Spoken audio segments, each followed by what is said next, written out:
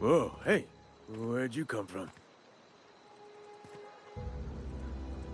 Don't go ambling out in those hills. That's marauder territory, friend.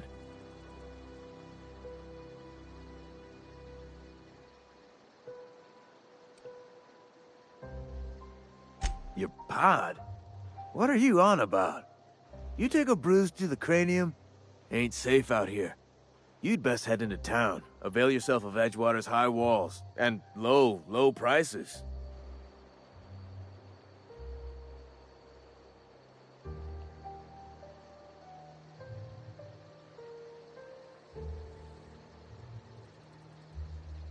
Pleased to make your acquaintanceship. I'd shake your hand, but I've been hauling corpses. You don't want none of that on you. Name's Silas. Junior in humor for the town of Edgewater. We're all part of the Spacer's Choice family.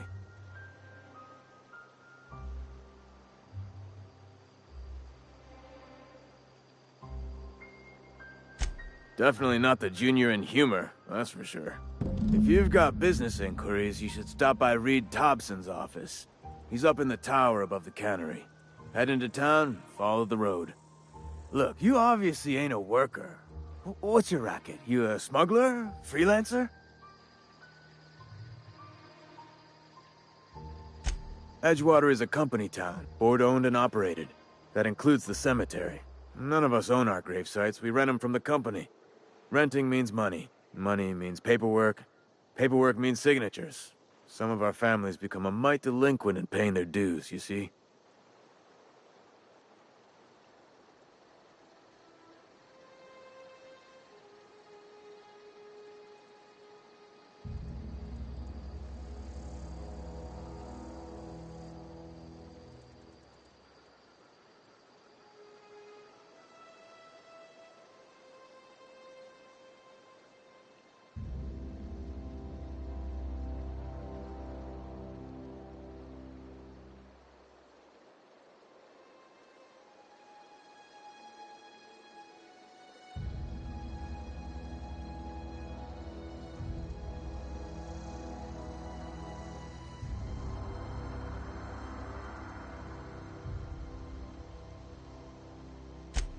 Four workers still haven't paid up.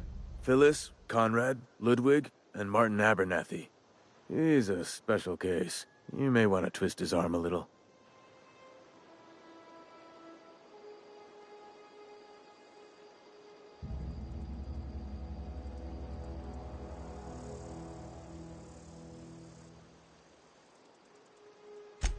He just is. Look, I don't want to get into it. Just make sure he pays up.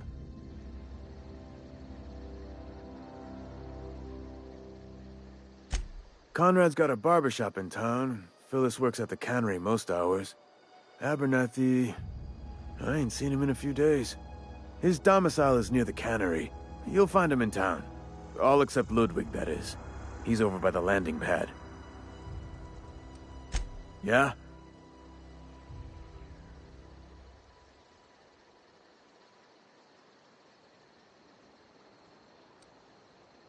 Former people, yeah. Marauder's been raiding my graves, you see. Hence the armed guards.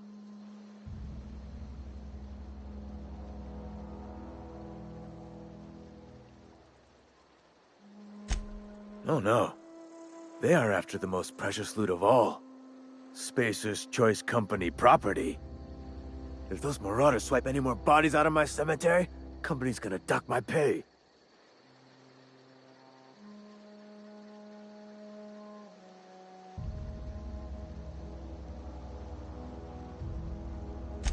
You could look at it that way, I suppose. You could look at us and say, those Edgewater saps lost near every soul to plague. But you'd be wrong. We're survivors. Loyal company folk, brave in the wilds.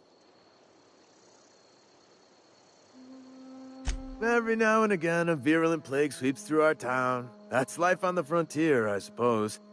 A body grows accustomed. Hang on, I'm doing some math in my head. 20, 30, carry the 1... all my life? Work's been real good to me. Fresh air, exercise. Only problem's the paperwork. Can't get anybody to pay their gravesite fees.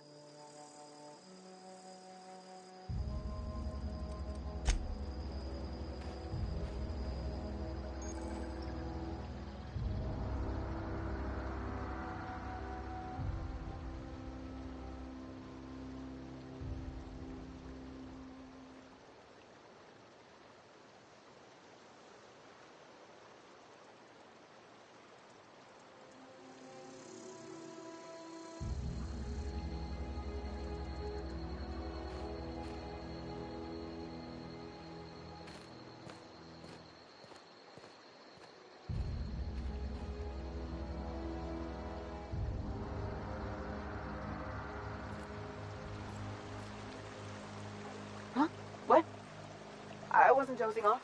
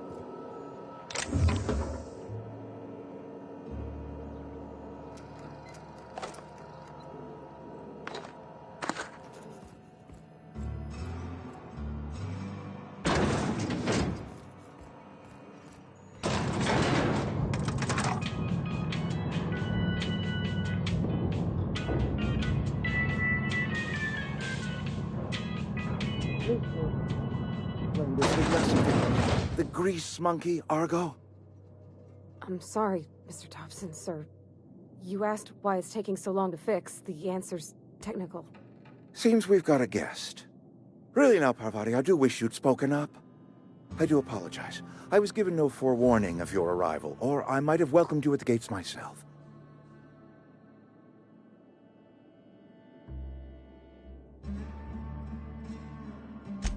I'm Reed Thompson, Outpost Administrator. I cannot help but notice you are not in uniform.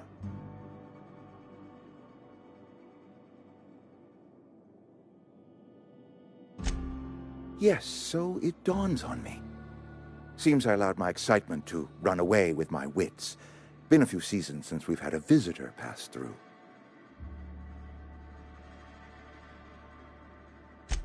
Only regulator we got is hooked up to the town transformer. Mr. Thompson ain't liable to be keen on dismantling it. I beg your pardon. I am most emphatically not keen on any such thing. I can't let you have our power regulator. But I happen to know of another one. And I happen to know exactly how you may retrieve it without frying yourself in the process. There's a power regulator in the old botanical lab. It's mostly abandoned, so all that power is being squandered. Go down to the geothermal plant. Reroute power from the botanical district over to us. Once their power's shut down, you can have their regulator and be along on your way. I was not entirely sure how to tell you this. The botanical labs are not legally inhabited, but there are people who live there.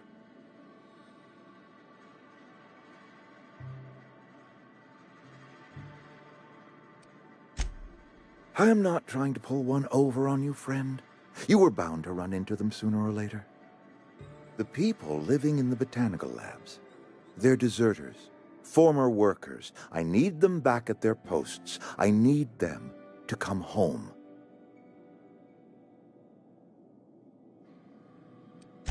Edgewater is struggling. We haven't hit our production quota in years. If we don't meet our quotas this year, the company might shut us down for good. I need those workers back at their stations.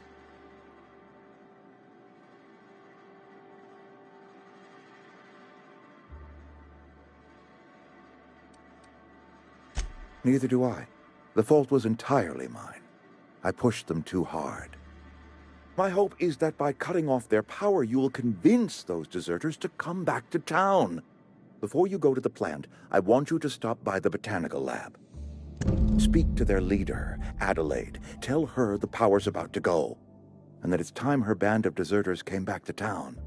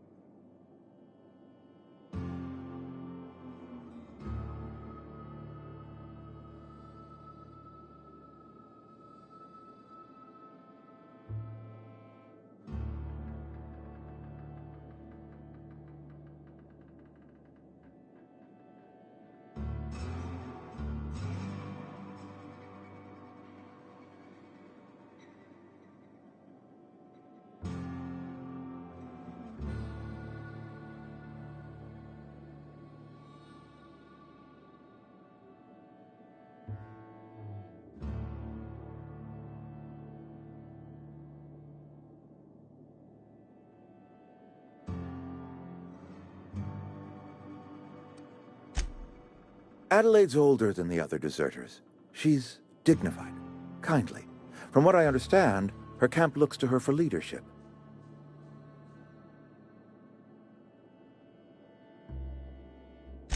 That reason was me. I asked too much and pushed too hard. But I am ready to make amends if they are willing to return to the fold. We belong to one community, the Spacer's Choice family. If we dissolve into factions, then we will all perish separately. Adelaide will understand that.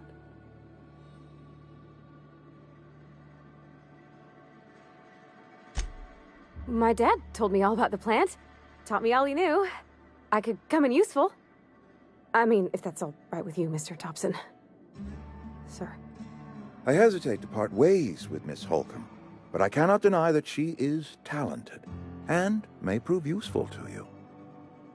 You will need an administrative passcode in order to enter the plant. I am trusting you with mine, and trusting Miss Holcomb to guide you if you'd like.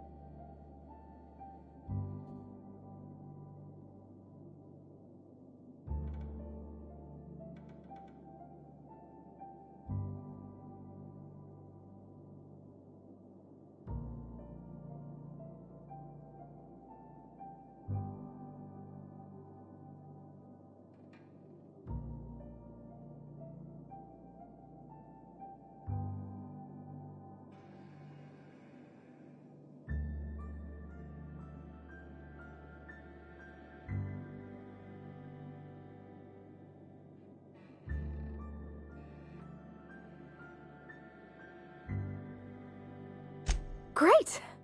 I got my wrenches and diagnosticators and hairpins and engine tape, so I'm all set. Well, I am glad to hear that.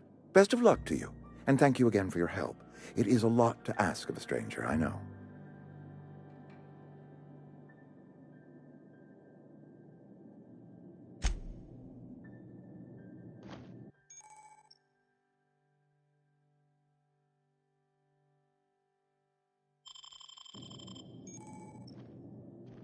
We better clear out of Mr. Thompson's office before we talk.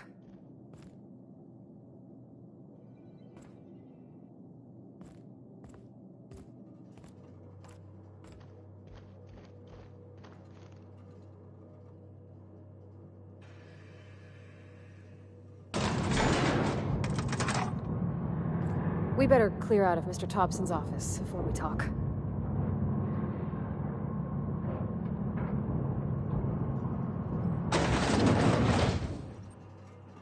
We better clear out of Mr. Top. Hey, ma'am, can we talk? Sorry. Got a sec? Sorry.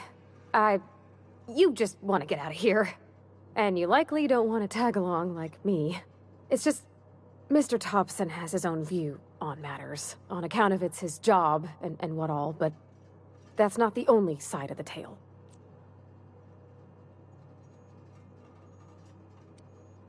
Oh, he ain't a liar. He believes every word he says. It's just, he doesn't always get where other folk are talking from. To Mr. Thompson, a person's a gear. It does its job quiet-like. If it squeaks or stutters, it gets replaced. The deserters are decent folk. I knew some of them before they left.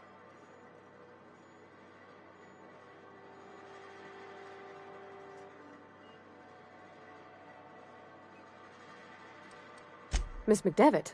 Oh, gosh, no. She was a real important person. A flavorist. Made all the food taste decent. She used to work up in the big office with Mr. Thompson.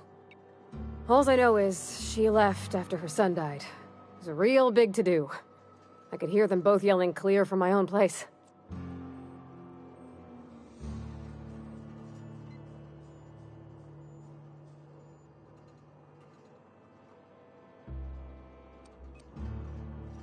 Can't say as I know. I wasn't there.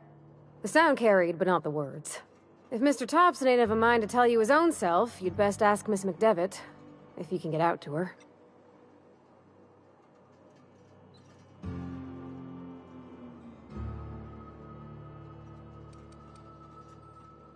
Mr. Thompson's aiming to take away their power. They'll have no lights to see, nor heat to cook. They'll be at the mercy of marauders, or worse. It don't seem right to me, ma'am. I think you should talk to the town's vicar about it. Max, his name is.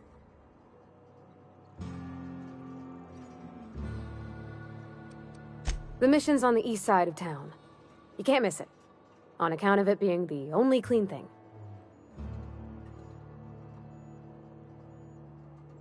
Thanks, ma'am. I just think when you gotta make a decision that'll hurt somebody, it's best to think on the right and wrong of it. That's what my dad used to say anyways. Something you need?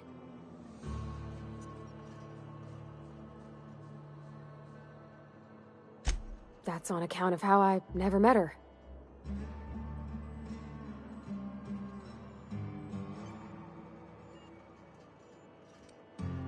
It's hard to miss what you never knew. I don't ponder it over much. She was in another division of the Spacer's Choice family.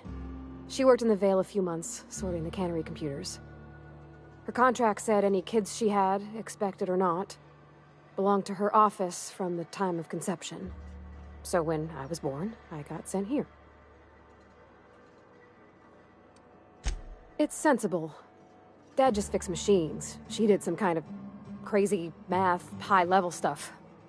Better to raise me on his time than hers.